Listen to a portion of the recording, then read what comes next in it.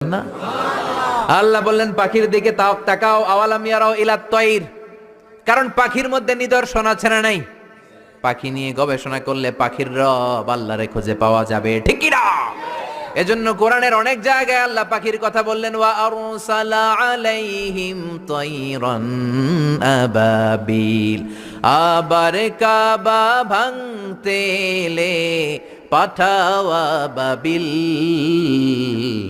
দাও খোদা দাও আমায় আবার উমার দারাজ দিল।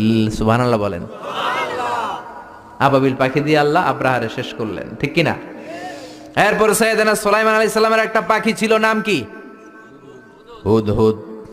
ওয়া তাফাক্কাদাত তায়রা ফাকালা মালি লা আরাল হুদহুদ, পাখি কই? ওইটার জুমিং পাওয়ার এত বেশি ছিল পাখিটার চোখে, সাইয়েদনা সুলাইমানের সিংহাসনও চড়তো, পাখিটাও চড়তো, আর কত হাজার